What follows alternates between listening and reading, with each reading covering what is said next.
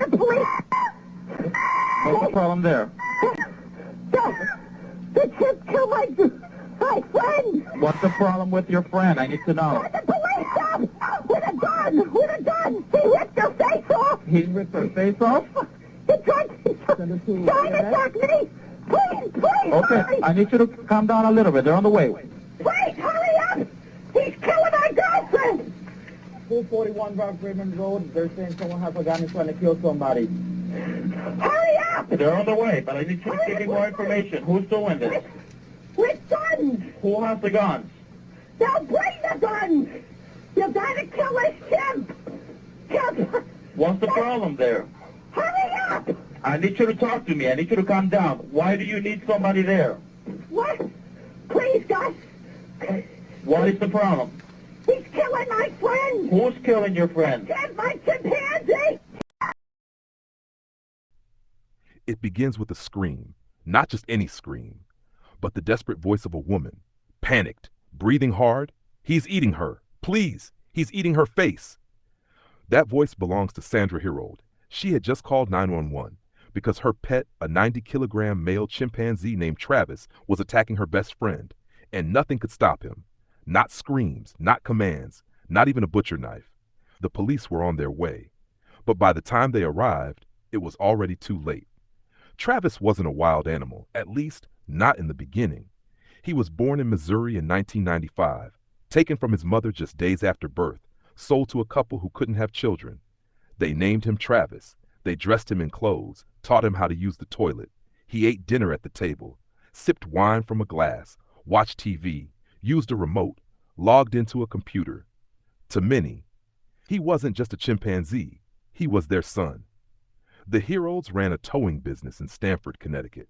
Travis became something of a local celebrity. People knew him, waved at him from their cars. He even appeared in commercials, Old Navy, Coca-Cola, travel ads. Sandra took him everywhere, to the store, to the bank, to the salon. He wore shirts, baseball caps, even shoes, and no one questioned it because Travis seemed gentle, smart, calm, entertaining. But underneath the smiles and clothes was still a wild animal, one with strength 10 times that of a grown man, and instincts far older than any training. In 2003, Travis escaped for the first time. He had taken the keys, opened the car door, and wandered into traffic. He chased people, jumped on cars, bit a police officer's hand. It took hours to calm him, but still, Sandra kept him. She insisted he was safe, that he was her child, and the law did nothing. Years passed. Travis grew older, and like all chimps, he became stronger, less predictable, more dominant. But Sandra didn't see it. She treated him like a human, gave him Xanax and tea, let him sleep in bed, let him roam the house freely. She believed he was different. She was wrong. February 16, 2009. It was a quiet day. Sandra's friend, Charla Nash, came over to help put Travis back in the house. He had stolen her car keys and wouldn't come inside, so she called Charla. But when Charla arrived, Travis saw her holding a Tickle Me Elmo doll. It laughed. It had red hair, just like Charla. And then he snapped. He charged her, knocked her down, and began tearing her apart. He bit her fingers off, ripped into her face, tore at her eyelids, nose, jaw. Sandra screamed, hit him with a shovel, stabbed him with a knife, but it didn't matter. Travis was blind with rage, feral, unstoppable. The 911 call lasted over 5 minutes. The dispatcher could barely understand Sandra. There's blood everywhere. He's killing her. She begged the police to hurry. When they arrived, Travis ran out to meet them, his mouth stained with blood. He opened the car door, tried to get in. The officer fired 7 shots. Travis stumbled back, walked into the house, collapsed by his cage, and died. Charla survived, but only barely. She lost her hands, her nose, her lips, her eyes. Doctors described it as the most brutal facial trauma they had ever seen on a living person.